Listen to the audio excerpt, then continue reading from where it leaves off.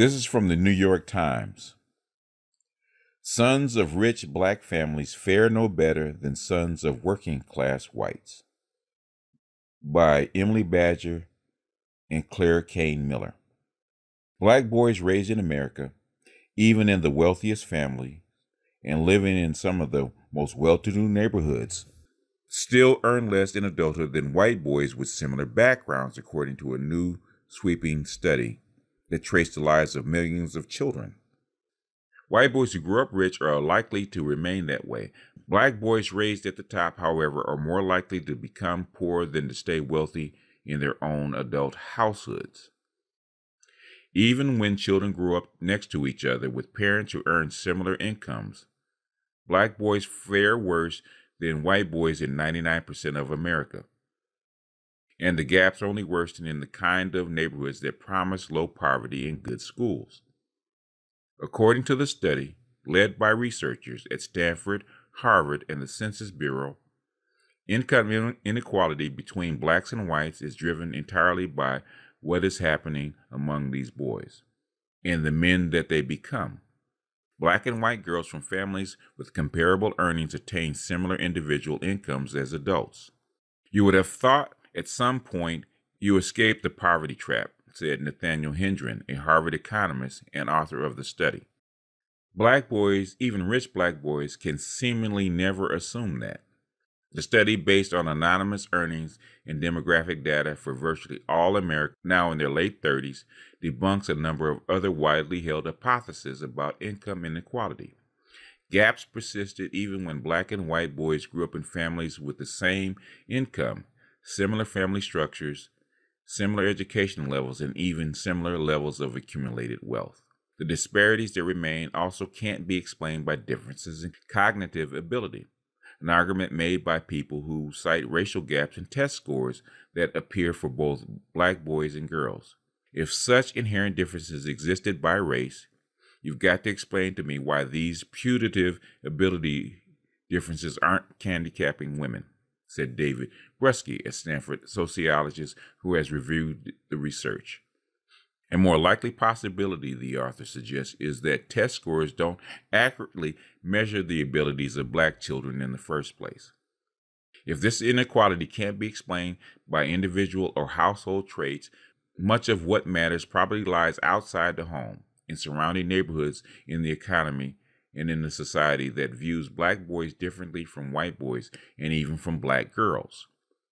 One of the most popular liberal post-racial ideas is the idea that the fundamental problem is class and not race. And clearly this study explores that idea, said Ibram Kendi, a professor and director of the Anti-Racist Research and Policy Center at American University. But for whatever reason, we're unwilling to stare racism in the face. The authors, including the Stanford economist Raj Chetty and two census researchers, Maggie R. Jones and Sonia R. Porter, tried to identify neighborhoods where poor black boys do well and as well as whites.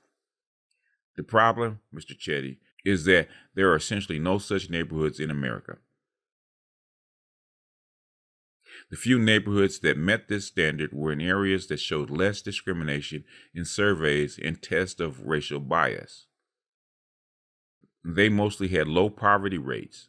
And intriguingly, these pockets, including parts of the Maryland suburbs of Washington and corners of Queens and the Bronx, were places where many lower-income black children had fathers at home.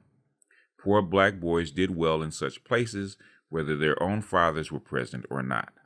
That is a path-breaking finding, said William Julius Wilson, a Harvard sociologist whose books have chronicled the economic struggles of black men.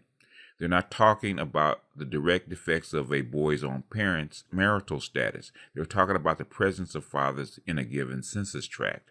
Other fathers in the community can provide boys with role models and mentors, researchers say, and their presence may indicate other neighborhood factors that benefit families, like lower incarceration rates and better job opportunities.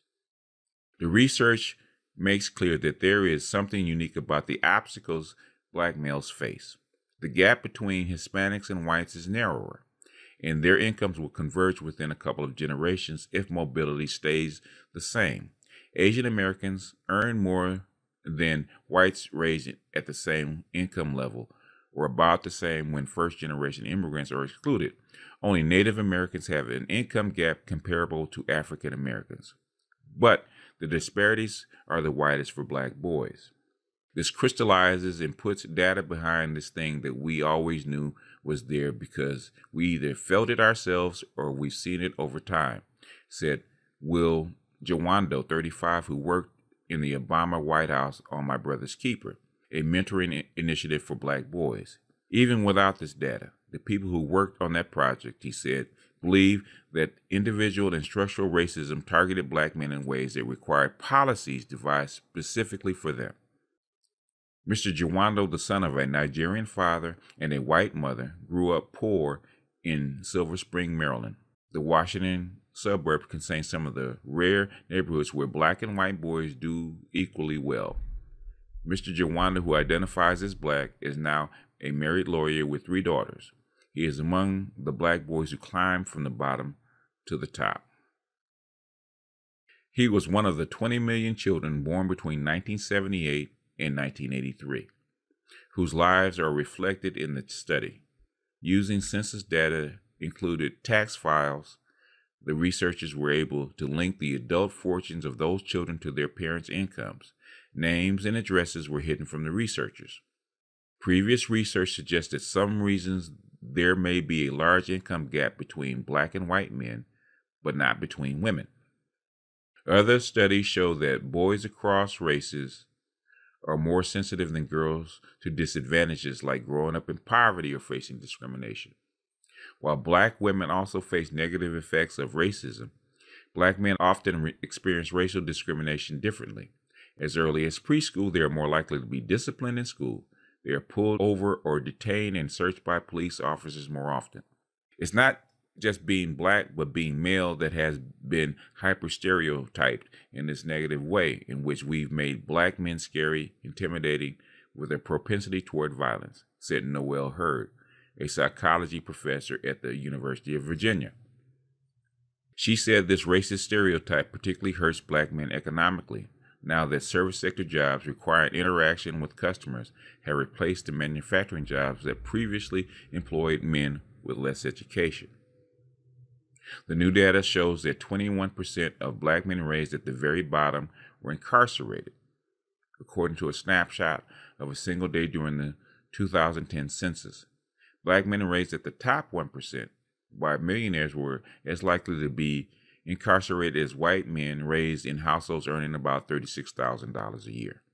At the same time, boys benefit more than girls from adult attention and resources, as do low-income and non-white children, a variety of studies have found. Mentors who aren't children's parents, but who share these children's gender and race, serve a particularly important role for black children, Ms. Hurd has found. That explains why the presence of black fathers in a neighborhood, even if not in a child's home, appears to make a difference. Some of the widest black-white income gaps in this study appear in wealthy communities. This fits with previous research that has shown that the effects of racial discrimination cross class lines. Although all children benefit from growing up in places with higher incomes and with more resources, black children do not benefit nearly as much as white children do. Moving black boys to opportunity is no guarantee they can tap into it. Simply because you're in an area that is more affluent, it's still hard for black boys to present themselves as independent from the stereotype of the black criminality, said Kiera Bridges, a professor of law and anthropology at Boston University, who has written a coming paper on discrimination against affluent black people. This dynamic still weighs on Mr. Jawando. He has a good income, multiple degrees, and political aspirations. He is running for county council in Montgomery County, where he grew up. But in his own community, he is careful to dress like a professional. I think if I'm putting on a sweatsuit, if I go somewhere, will I be seen just kind of a hood black guy, he said, or will people recognize me at all? Those small daily decisions, to wear a blazer or not, follow him despite his success. I don't think you escape those things, he said. This study makes it possible to look in greater detail at interrelated disparities the researchers have long studied around income, marriage rates, and incarcerations. Here are some of the other findings. There's a large gap in the marriage rates of white and black Americans, even after accounting for income. One reason income gaps between whites and blacks appear so large at the household level is that black men and women are less likely to be married. That means their households are more likely to have a single income, not two. For this reason and others, many point to differences in family structure as a primary driver of racial income inequality. If black children don't have married parents, the argument goes, they're more likely to grow up with fewer resources and less adult attention at home. This study found, however, that broad income disparities still exist between black and white men, even when they're raised in homes with the same incomes and the same family structure. As this chart shows, a black man raised by two parents together in the 90th percentile, making around $140,000 a year, earns about the same in adulthood as a white man raised by a single mother making $60,000 alone. Asian Americans earn more in adulthood than whites who were raised in families with similar incomes. But that advantage largely disappears when the researchers look only at children whose parents were born in the United States. Non-immigrant Asian Americans fare about as well in the economy as whites.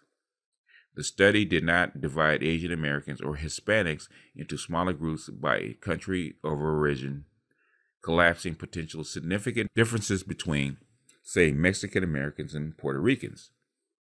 The worst places for poor white children are almost all better than the best places for poor black children. In previous work, some of these same researchers looked at how the prospects for poor children vary depending on where they grew up. The middle map above shows those earlier results. Poor children have appeared to have less opportunity in the Southeast and more in the northern Great Plains. With the new data, it's now possible to look at the effects of geography separately for blacks and whites. Poor white children struggle in parts of the Southeast and Appalachia, but they still fare better there than poor black children do in most of America. In effect, the worst places for whites produce outcomes that are about as good as the best places for blacks. These new maps also suggest that part of the reason the Southeast looks bad for all children in the middle map is that the region is home to many black children who fare particularly poorly there. Very few non-white Americans start at the very top. African Americans made up about 35% of all children raised in the bottom 1% of the income distribution. They made up less than 1% of the children at the very top. This picture captures both a source of racial inequality and consequence of it. White children are more likely to start life with economic advantages. We now know that even when they start with the same advantages as black children, white boys still fare better, only reinforcing the disparities seen here.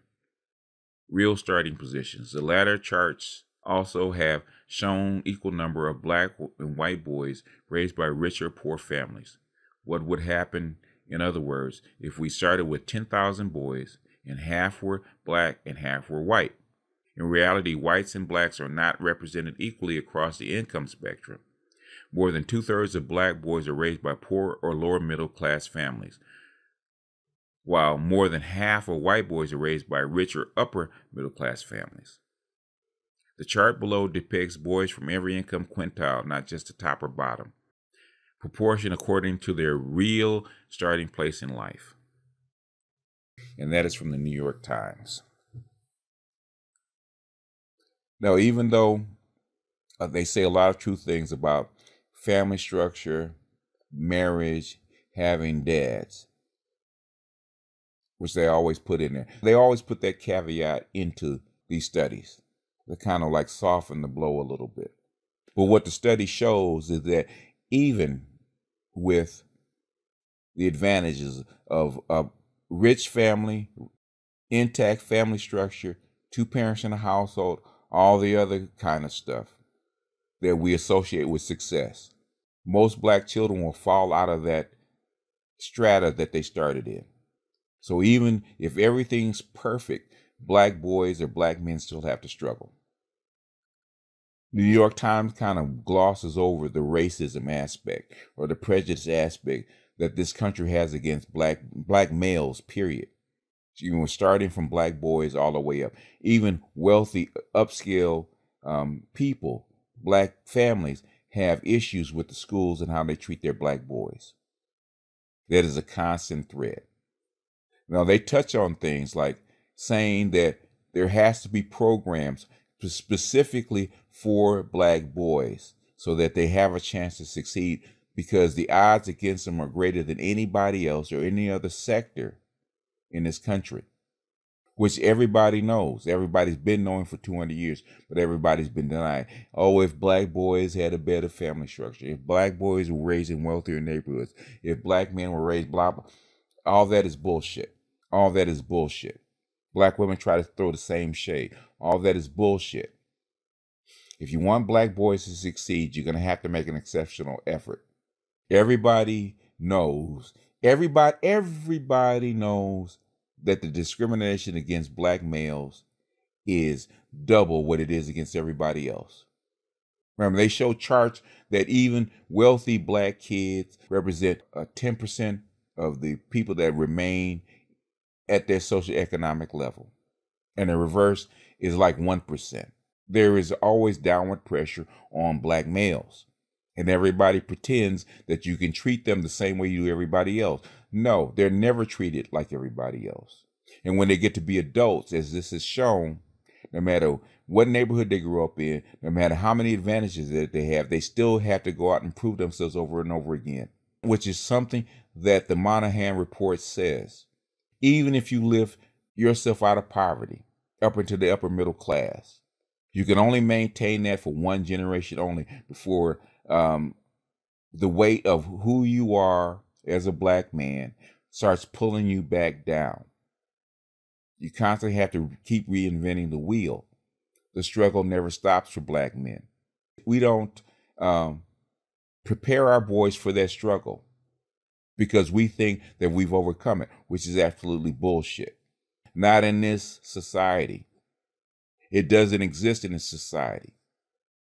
If you're a black man, you have a bullseye on your back and 2 strikes against you. That is the way it is. I don't care what women say. I don't care what white liberals say. I don't care what conservatives say. If you're not prepared to compete as a black man in this society, you're going to get run over. A rich black dude has to compete the same way Pookie and Ray Ray does at the bottom. Because in the eyes of America, there ain't no difference between a rich black man and a poor black man. Like the old saying says, what do they call a black man with a PhD? A nigga. It ain't changed, folks. It hasn't changed. The only difference between now and back 50 years ago, at least you had your women behind you. Now your women have got in league with the white women, and they're trying to step over you up that ladder. And they don't even realize it, because they think that their experience is the same as yours, which this study proves that it is not.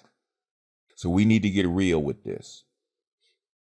We need to get real with this reality, both male and female. Otherwise, this black community will not stand. It will get eaten up and absorbed within a couple of generations, if not already. So either we're going to band together, do something for the black boys. I don't give a shit about the black men. It is what it is. You know, black men have to struggle. It is what it is. But you at least have to do something for the black boys if you want a future. If you want a black community 3 generations from now, you got to do something for the black boys. If you do not, if you will not, we might as well pack it up and go home. We might as well pack it up and go home. Might as well pack your shit up and move to Africa and forget about white America. Because those are your options. Let's get real with this, folks.